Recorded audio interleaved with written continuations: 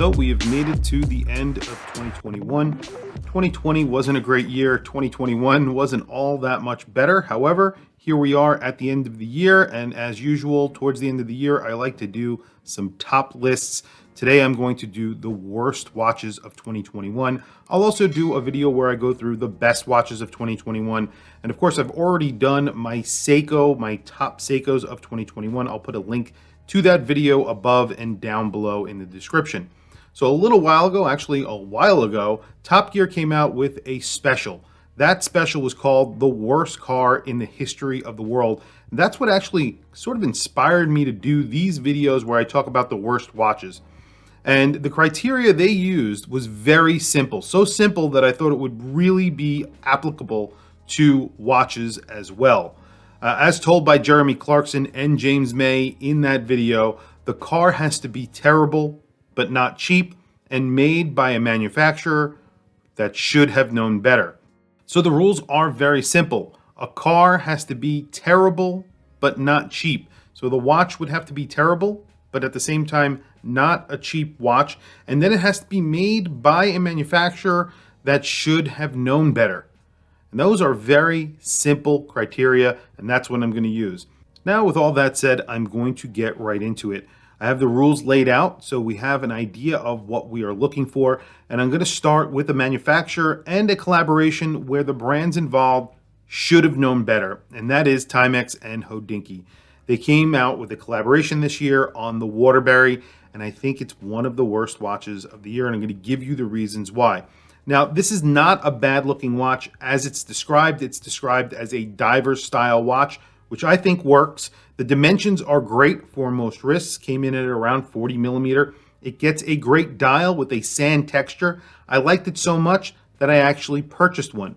However, it's not without its major flaws, and I'm going to go through each one of the major flaws that this watch suffers from.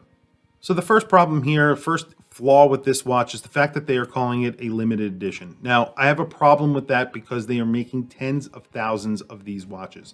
This is technically not a limited edition. Don't call it a limited edition if you're making that many of these watches. These will not sell out. They will have these for a very long time available on their shop to buy. So don't call it a limited edition because these will be around because they're making plenty of them. It's sort of misleading and I don't like that. Now the major flaws with this watch, there's really two. It's the movement. You're getting an 8 series movement. That's not surprising because Timex love to use the 8 series movement. It's an 8 series Miyota movement.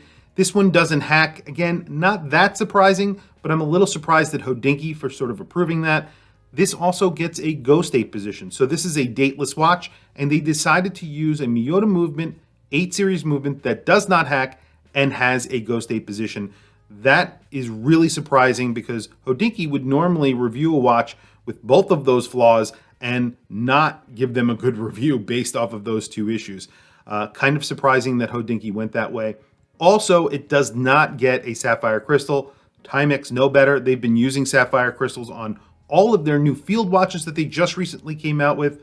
Why not put a sapphire crystal on here? Again, this does not make sense to me, especially for the $279 price point that this watch is actually selling at. Now, this is not a bad watch. It's definitely not a bad looking watch. As I said, I bought it based on the looks. I bought it. However, I didn't know that it didn't hack, and I didn't know that there was a ghost date position. And when I did the unboxing, I was visibly sort of surprised by the fact that it had a ghost date position. Not a deal breaker for me, but I thought it was pretty surprising. Bottom line here is Timex and Hodinkee know better and chose not to make what they should have made, but they made a watch that saved them money, and that is the biggest issue with this watch. The next watch on my list will make a few people mad, and that is certainly not my intention here. However, it's yet another good-looking watch with a beautiful sand textured dial, a micro rotor movement, and great dimensions. Of course, I am talking about the MR01 from Baltic. Now, as I mentioned, this is a great-looking watch. It's a well-made watch. It takes a lot of inspiration from some great high-end watches like FP Journe, Patek Philippe. I'll throw up pictures of the watches that definitely inspired this watch. So Baltic make primarily homage watches, and this is a homage watch. A lot of people think it's an original design. This is definitely not an original design. In fact, the movement is not even an original design. However, that's a completely separate, sort of topic. My issue is with the price. This is powered by a Hangzhou caliber 5000A, a movement which I've experienced in a number of watches, all costing in the sub $300 range. And there are a bunch of other watches out there that are in the $200 range or sub $200 range that actually have this movement. So it's kind of surprising what they're charging here.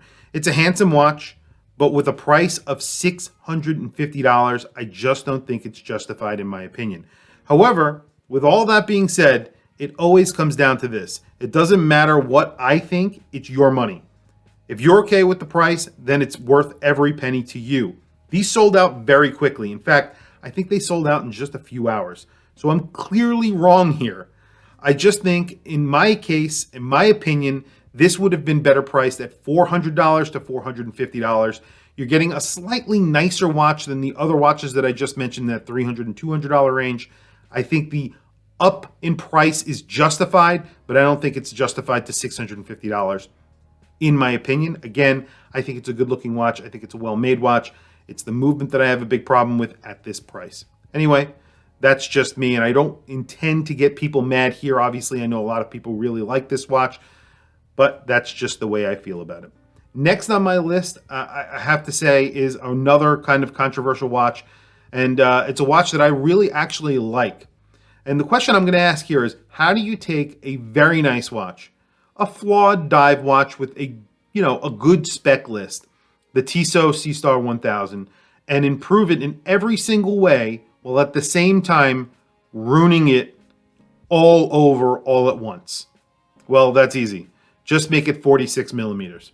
The Tissot C-Star 2000 addresses all of the shortcomings of the 1000. It gets an upgraded bracelet, replacing that cheap bracelet with pressed elements. So it actually had, the 2000 has a actual oyster bracelet, which is a much nicer bracelet when compared to that cheaper bracelet that the 1000 got.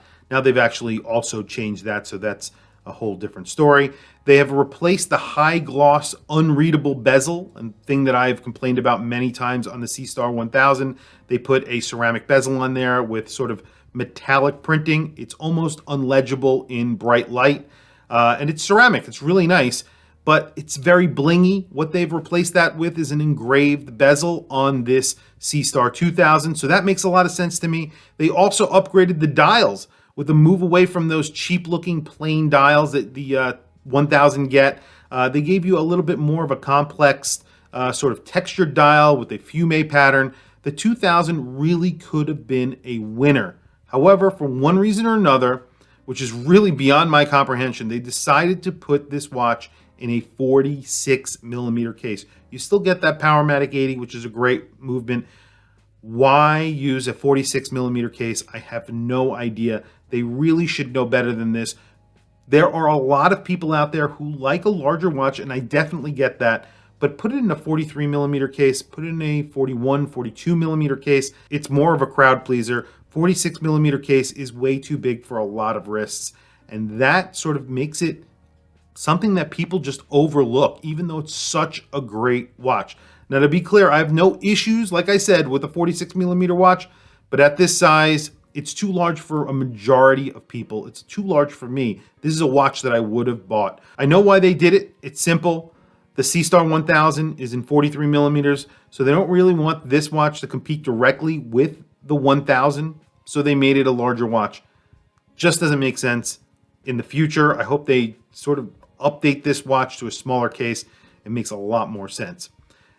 Next on the list, number 4 on this list, it's really just a list of 5 watches, is the Seiko Presage Style 60 Open Heart Ginza dial. Now, the Ginza dial is awesome. This year, Seiko came out with an instant classic inspired by the Ginza district in Tokyo, specifically the cobblestone streets, which directly inspired the dials. And that watch is a Seiko Prospex 1959 Alpinist modern reinterpretation, the SPB 259, with a faceted green-blue dial that is just mesmerizing.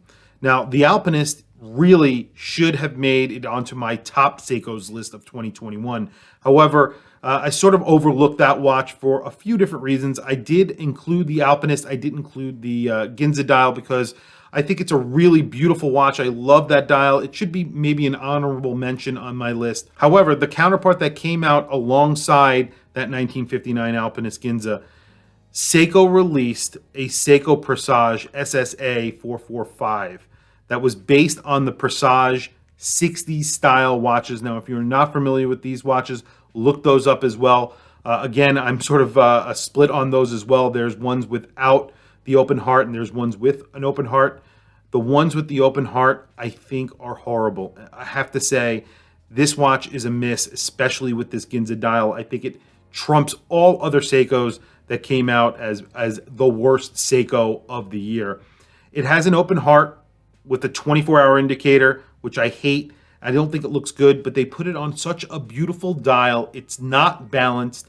And this dial is sort of a concentric dial. Those bricks sort of come out of the center of the dial and radiate out. And this just throws the whole dial off balance. It doesn't look good. Now, imagine if they didn't put this open heart movement. This is the 4R39, I think it is. It's basically a 4R36 with a 24-hour indicator and then, of course, that open heart. If they didn't do that, you have this black bezel on here. It looks really good. Without that open heart, with just the same dial that you would have gotten on that 1959, this would have been a complete winner. In fact, they probably would have sold more of these than the Alpinist, in my opinion. If they put a 4R35, 4R36, the Alpinist got a 6R35, I believe. This would have sold better than that watch, and that's probably the reason why they didn't do it. I got to be honest. This would have been a killer watch. It would have been beautiful. They made a big mistake, and that's really it. Last on my list is probably the worst watch of the year. It actually inspired a small series of videos where I went through watches that I thought were absolutely garbage, and this is the Genius Genta. What can I say? This is probably the ugliest watch that came out last year and probably the last 10 years. It really makes no sense. It's just a weird watch. It's a weird idea. It's like something that someone came up with while they were drunk at a bar. They drew a picture because they wanted to buy an AP Royal Oak and maybe a Nautilus. And they're like, what if we put both of them together? Won't that look great? And obviously it's not. It's hideous. And what they did was they put the top half, I think, is the AP Royal Oak. The bottom half is a Nautilus. So you're getting basically a case that has two different shapes that's not married very well. You're getting different indices on the tops and bottoms. You're getting different dials, basically top and bottom. It's a watch that you can actually flip over, so the crown is sort of hidden. It looks terrible. It's a very confused looking watch, and they're charging a lot of money for this watch. I think it retailed for around $3,000. It was Swiss made. It got a Swiss automatic. I think it was an Etta movement or a Salita movement. Gerald Genta would be rolling over in his grave if he saw this watch. It is hideous. It makes no sense. But it's just, I don't know. When you want to buy a watch and you can't afford it, if it's a Patek Philippe Nautilus or if it's a Royal Oak or something like that, and you want to buy an homage, I get that. This is an homage to both of them at the same time. So you're getting basically an homage to two watches that you really can't afford, and you're getting a really ugly version of it. Just buy an homage of one or the other, and that's it. Don't do this. This is just wrong. It's weird. It's wrong. And they charged a lot of money for it too. That's probably the biggest crime here. If this wasn't very expensive, I think it would be a pass. If it was a joke, if it was something that was just a few dollars, a few $100s, that's fine. $3,000, get out of here. This is crazy. Like I said, Gerald Genta would be rolling over in his grave right now if he saw this watch. It's horrible. Anyway, tell me what you guys think. These are the watches that I saw come out over the year that I thought were terrible. There are definitely more on this list. I'd like to hear from you guys. Tell me what you guys think. More watches to come. I mean, the year is not over. There's a few more weeks to December. I'm sure another horrible watch will come out, but it will not make this list because I have already made it. But tell me what you guys think in the comments below. What do you think of the choices that I made? Do you have other watches on the list that I have missed? I'd like to hear from you guys. Please also don't forget to like, subscribe, hit that bell icon. It is super helpful for the channel, and I very much appreciate it. Please follow me on Instagram. My Instagram is WatchChrisBlog. I have some links in the description. Those links are to Amazon. If you click those links and buy anything, it helps support the channel. It doesn't cost you anything extra. However, I very much appreciate it. Anyway, thank you for logging on. I'll catch you guys in the next video.